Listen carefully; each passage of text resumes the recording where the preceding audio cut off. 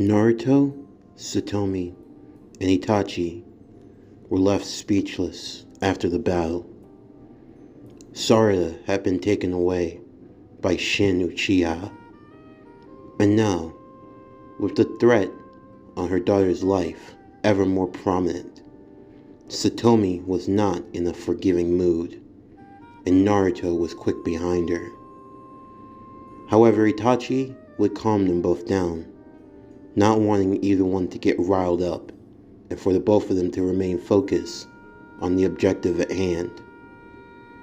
They would have to turn their attentions to Orochimaru, but now with even greater haste, because they couldn't afford to waste any more time, as he was the only one who could be aware of Shin's true origin, and if he knew anything, that it would be the only way that they could find and retrieve Zarya from harm. The group would eventually make their way to Orochimaru's hideout. As they arrived, the snake Sannin could sense the killing intent oozing off of Satomi. Satomi Uchiha. And just what do I owe the pleasure of your visit? This isn't a game, Orochimaru. Tell me, where is Shin Uchiha? Shin. So you finally come into contact with him, and to think he remained in hiding for all this time. Before Orochimaru could utter another word, Satomi already had her blade drawn and pressed against his throat. I see. He must have taken something of great value to you. Could it perhaps be one of your children? Orochimaru, if you don't tell me what I wish to know, you will meet your end here and now. Itachi would appear beside Satomi, resting his hand on her shoulder, calming her and having her release Orochimaru. And the seventh Hokage, Naruto, Orochimaru. The two were not on the best of terms. Before long, the three would make their way inside of the hideout, as Orochimaru would explain the origins of Shin Uchiha. Shin was a creation, a being that Orochimaru had found long ago. His body was unique in the sense that it was the perfect experimenting vessel, something that could absorb any form of DNA into itself, making transplants pretty much the most useful option. Following the events of the Uchiha massacre, Orochimaru was supplied with many Sharingan. Many of them were implanted all over Shin's body. As a result, the reason why Shin was missing his right arm was because that was the arm that was used and given to Danzo Shimura, thus explaining how he had gained the Sharingan arm that both Itachi and Satomi fought against during Pain's invasion long ago. Even Itachi was sickened by this, to think that his actions had led to this much heartache, even if he had done it for what he believed were the right reasons. He could not deny that this was in a way the punishment for his sins, no matter how justified he might have been in doing so. Now, his own niece was in danger, and he could see the anguish that he had brought towards his little sister once more. Don't blame yourself, Itachi, Satomi would say. It's not your fault. You couldn't have known. That's not the point, Satomi. The more that I have lived over these last few years, the more I've come to realize my mistakes. While I cannot agree with everything our father and our clan wanted, at the same time, I can't deny my own foolishness, my dogma towards the hidden leaf. It has brought about great harm to the world, and I see that now. Itachi, Naruto would say, you shouldn't be too hard on yourself. You've done more for the hidden leaf than could have ever been required. You embody the will of fire to its finest, and you are a shinobi of the utmost respects. Thank you, Naruto. To hear that from the reigning Hokage, it's more honor than I deserve. But I must face the truth within me. The fact of the matter was, I was too dogmatic in my views. I was so narrow-minded in my focus and in my beliefs that I never chose to see things from another perspective. Rather than taking a moment to truly focus, I gave in to the whims of Danzo, believing that I could do everything on my own, and that my actions would be justified. But look at everything that's happened because of it. My family and clan have been destroyed. I nearly brought my sister to ruin. Even as a spy, I assisted with the Akatsuki and their many atrocities. Every time I thought that I was making the right decision, more and more, I wished that I could go back. And even now, after all of these years, the proof of my sins still remain, in the fact that a being like Shin Uchiha can even exist, and that the likes of Orochimaru still walk the earth. Now, Itachi. It has not been easy for me either. But you and I can agree on this. In the end, we can only accept the truths of our own world, and we can only move forward. If going back to the past was as simple as casting a jutsu, then we would never learn, now would we?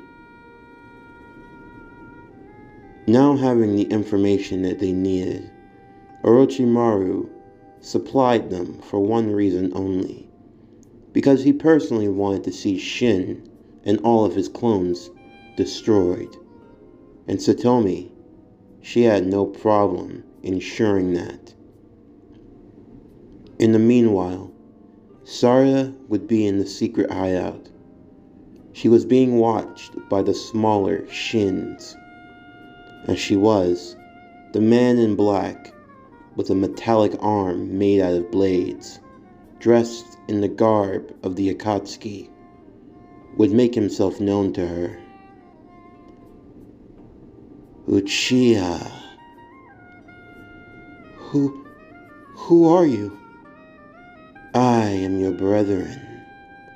I am the one known as Shin Uchiha. You are the daughter of Satomi Uchiha and the niece of the traitor Itachi. My uncle's not a traitor. He's a loyal shinobi to the village Shin in the Leaves. I did not mean a traitor to the village. He is a traitor to his bloodline. His bloodline? But of course, or do you not know the truth of the Uchiha clan? The truth? What do you mean by the truth? Zarya would ask. It seems that there have been many secrets kept from you, little one. Although I am not surprised. After all, if you were to learn of such truths, how would you ever be able to be with your family ever again? I don't understand. What is it about my family? What is it that I don't know? Are you sure you wish to learn, young one? It is a dark truth, one that stains the Uchiha legacy. To learn of such revelations, you would never be the same. ever again. Tell me, what is it? The fate of the Uchiha and its demise. It all lies with your uncle. My uncle? Itachi? What did he do? Your uncle Itachi Uchiha, by order of the Hidden Leaf Village, was given the mission to exterminate his clan. What? Yes. In order to save the Hidden Leaf and to avoid war and bloodshed, your uncle was given the choice to either side with his clan or to be the one who would bring about their destruction. But that can't be true. Uncle Itachi is kind. He's loving. He would never. And even more so, he joined the Akatsuki, the ones responsible for the Fourth Great Ninja War, and committed many atrocities in this world. It is a shame someone as pure as yourself must come from such a reviled bloodline. No, that can't be true. He would never. Sarada's eyes would begin to water. She didn't want to believe. Her uncle, she had seen the many great sides of him. He could never do something so evil and heinous. Just then, a portal would open and Satomi, Itachi, and Naruto would come flying through immediately. Shin Uchiha would send out his young ones, all varying in size. The tiny Shin clones would begin their assault. All of have their Mangekyo Sharingans activated. Naruto would enter into his KCM2 as he battled them all, standing between Sarada and the enemy, while both Itachi and Satomi would work through the hordes as they made their way towards Shin Uchiha. Itachi the traitor, you make your presence known. Vile creature, you will meet your end. Itachi would battle against Shin. Shin would use his ability to control metal, causing multiple shurikens to appear to his side immediately, forming into a larger shuriken arm as he launched it towards his attackers. However, at the last moment, Itachi would have himself being swapped with Satomi. Satomi using the body of the Susanoo to tank the attack, before attempting to use the Amaterasu to burn him away. However, at the same time, Shin would counter, using the metal to create a wall and block the black flames, before eventually going on the assault once again. The hideout was nearly ruined as the battle took place across all sides. Sarada watching the fight continue on, seeing her uncle and seeing him and their mother battle against Shin Uchiha. It left her with more questions than answers. It left her wondering just what was the truth. As the fighting raged, Shin would use this to his advantage. Even if you defeat me, your treachery will not go unpunished. The young one knows the truth. Hearing this, Itachi would stop dead in his tracks, Satomi as well, as the two of them looked back toward Sarada. Naruto, having cleared the way, grabbing his daughter, Sarada would push away from her father as she looked towards Itachi and Satomi. Itachi? Zarya. It's not true. He's lying. I know he is. It can't be the truth. You would never do anything like that. Zarya, Zarya, sweetie, calm down. Mom? Come on. Tell him the truth. It's not true, is it? Itachi, he wouldn't... Zarya, Baby girl, I'm so sorry. Satomi would pull Zarya into a hug. As Zarya's tears began to stream, Naruto joining close with his daughter as well.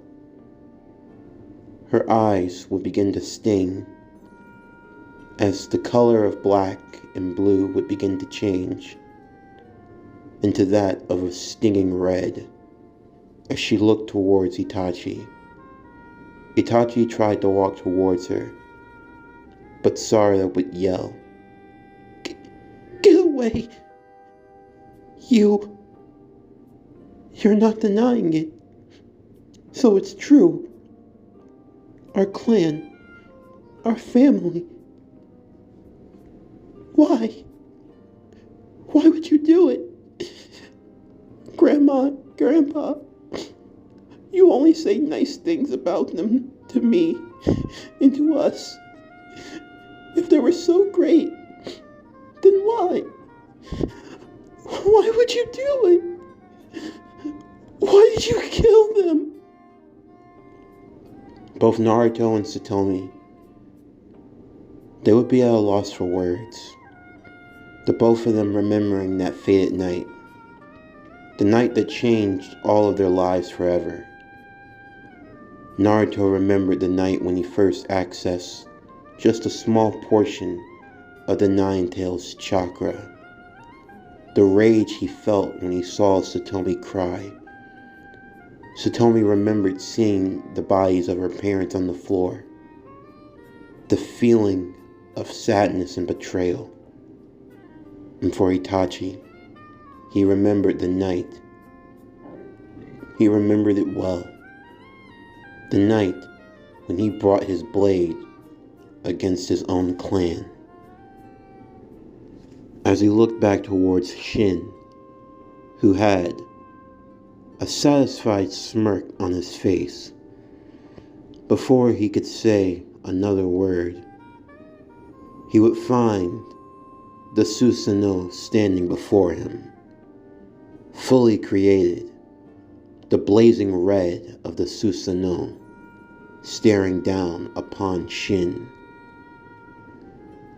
So, this is the power of the great Itachi Uchiha. My torment, it ends with you. Itachi, don't! Satomi and Naruto would both look on as Itachi was preparing to destroy Shin. However, before he could, Satomi would create her Susanoo and use the bow to stop his blade. Satomi, what are you doing? Brother, please, not like this. Why not? He is but a part of my past, one that I should destroy. You're not in the right state of mind. You can't do it, not this way. If you do, you'll just give in and give him what he wants. What he wants? The only thing that I want is to be rid of this darkness. But I know that I can never be that way. Zarya watched on as her uncle continued his assault, and Satomi stopping him. Itachi was giving into his rage, into his anger. Everything had been festering inside of him for years. All the emotions that he tried to keep hidden under the surface. But now his heart was set ablaze. and he could no longer hold it in. Brother, That's enough, Satomi. That's enough. I can't. Every day of my life, every moment, I have to fight it. I have to fight the urge inside of me, the hatred, the anger. I thought that for so long I kept it buried away. I thought that I had control over myself, but I don't. I don't. And I can't keep up this stupid facade anymore. It's not a facade, Itachi, but it is. I thought that I had always made the right decisions. I thought that I was different from the others. But now I know that I am not. And what's worse, I betrayed everything. Everything that cared. Everything that mattered to me. And for what? What was the reason? What was the purpose? I did all of it. I gave everything, all of myself. And what do I have to show for it? I brought nothing but pain to you. And now I've done the same to Zarya and to my family. I did it all for the village. And I truly believed that if I did it all for the sake of the village, that I would be making the right choice. But I'm no different than Danzo. Don't you ever say that! Satomi's power would flare as she overpowered Itachi and forced him to the ground. Don't you ever compare yourself to him. Do you understand me? You are nothing like that monster. And I never want to hear that from you. You are my brother. Yes, you have caused great sins, ones that are your burdens to bear. But everything you've done, everything you have ever done, you have always done it for the sake of others. Father never held it against you, and you know that. Don't let him hold you in. Don't let him win. You are greater than anything, than anyone that I could ever know. Itachi and Satomi would dispel their Susanos. In the moment of weakness, Shin looked to defeat them, as he, along with the small Shin with his singular eye, would attach itself to him. He would appear behind Satomi with a large blade ready to strike her down. However, Naruto would appear before them instantly. Naruto calling on the power of the Nine Tails. Devastating Rasengan. In one fell swoop, in a large blast, Naruto would completely destroy Shin Uchiha.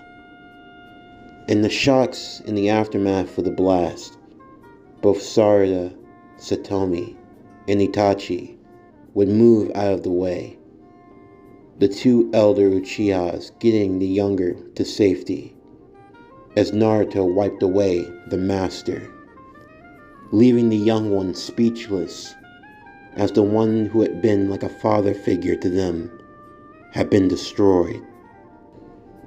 A few of the Shins would attempt to attack Naruto. However, they would be stopped by multiple chakra arms. As Naruto raised his eyes, he would say, "Calm down, Kurama." Understood.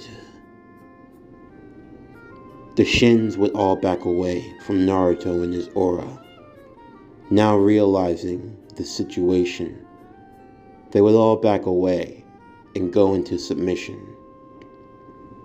In the meanwhile, Satomi, Itachi, and Zarya would be outside of the hideout. They had taken a moment to catch their breath into calm. As they had done so, Itachi and Satomi would look towards Zarya, Zarya looking back towards her family. There was so much that she didn't know, and she wondered if she even wanted to know. Zarya, Itachi would say, I don't want to hide the truth from you. However, at the same time, however you feel about me, that is for you to decide. In the end, whatever you feel, I will accept. But know this, no matter what your decision may be, just know that I will always love you, and I will always care for you and your family above anything else. Zarya would look up to Itachi. I want to know everything, so please, tell me. Before long, Naruto, Satomi, and Itachi would sit Zarya down. They took their time and they explained the story. The fate of the Uchiha, the night of the massacre, the origins of Madara Uchiha, the story of Obito. Everything would be given to her. There were many moments of crying, moments of tough love. But before long, as the story came to its end, Zarya would now be left with all of the information that she had wanted. And now it was up to her to decide where it would take her. As they had finished, Zarya would pull all three of them into a hug. She was grateful to know the truth. In the end, she understood things a lot better. She understood why the things that happened with Boruto the way that they did. Why some of the villagers acted the way that they did towards the Uchiha. She understood now the true history of her clan. Of course, that did not mean that she could approve of all of the actions that were taken, even including Satomi's and Naruto's. Of course, with hindsight, they all realized that if things could have been done differently, then they should have. But now, the only thing they could do was move forward. Satomi, as she looked towards the rising sun, would declare that now more than ever, she wanted to fulfill her dream to become Hokage, to truly put an end to the hostility, and to follow in the footsteps of the shinobi that she looked up to. Her mother, her father, and her uncle. They were proud of her, and she proud of them. As for the remaining Shin clones, Naruto would have it set up for them to go to the orphanage that was run by Kabuto. In doing so, they would have a place where they could be raised to live normal lives. As for the family, Naruto, Satomi, Itachi, and Zarya, they would make their way back home to Konoha. They had been away for a while, and the winter festival was just around the corner. A special occasion for the family, if you will. Boruto, he was happy. Happy that the family was all back together again, and that Uncle Itachi was here too. And young Jiraiya was also happy to see his uncle as well. Spending time with them, Zarya wondered when Boruto and Jiraiya would learn of the truth. Of course, of all of them, Boruto adored his uncle more than anything. Zarya would ask her mother if they would all learn the truth. And Satomi would say that was something they would have to decide on their own. The truth wasn't something she wanted to force upon them.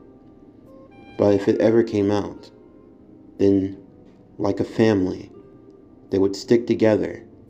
They wouldn't let it divide them, but instead they would overcome. With that, after Winter Festival had finally arrived, the family would attend together, everyone being able to wear their own yukatas. Satomi had decided to wear one that was reminiscent, if you will. Overlooking the village on the Hokage monuments, there lie the forest. A forest I believe you all are very familiar with. In this forest there lied a tree, a large tree, that had a special carving, a carving of forever. There Naruto stood in an orange yukata, with black trim and the Uzumaki Uchiha crest, as Satomi would join him, dressed in a pure white yukata, with the crest on her back as well. You like it? I know. It's like the one I wore when we first met. Man, talk about nostalgia, huh? Naruto would say. You don't have to just stare at me like that. I am your wife, you know. I know. A beautiful one, if I may say. How long's it been? A while. I'm just glad that we're able to have these moments together. Yeah, no matter what, we can't miss a festival like this. As the two sat under the tree, they would watch under the full moon as fireworks began to light up the sky. Naruto? Yes, Satomi? Do you think they'll be fine? How can you just say that nonchalantly? Don't you have any worries at all? Sheesh. Of course I do. You're all my precious family. Of course I have my worries. I mean, Zarya was able to take the news well, but we don't know how Boruto or even Zarya will react. But I like to have faith that my family will stand together no matter what, and that we won't be torn apart so easily. I'll do everything in my power to keep us the way we are. Satomi would look to Naruto, as Naruto looked back to her, the two of them going in for a kiss, as they had done so under this tree many times, a tree that would serve as the symbol of their union, one that would last forever. But even under this tree, there were buds, 3 in particular, that were growing anew. Just then, they would hear snickering in the background. Oh boy. We've known you've been there this whole time. We only just got here, Dad, Boruto would say, as Zarya and Jiraiya would quickly run behind them. So, this is where you two like to go and make out? Boruto would say as he nudged his father. Hey, you don't have to make fun of me like that. Besides, this is what moms and dads do. I'm sure there's some girl that you want to go under a tree with. No way, as if. What about Momo? Satomi would say, causing Naruto to laugh, while Boruto would blush a bright red. Hey! Who's the... Come on, Mom! Zarya and Jiraiya would laugh, as Itachi arrived not too long after. Seems the family is as jovial as ever, I see. Uncle Itachi, you made it! The family would turn and watch as the fireworks continued. All of them joined together, their bond as strong as ever before. No matter what the future held for them, they knew that they would endure it together.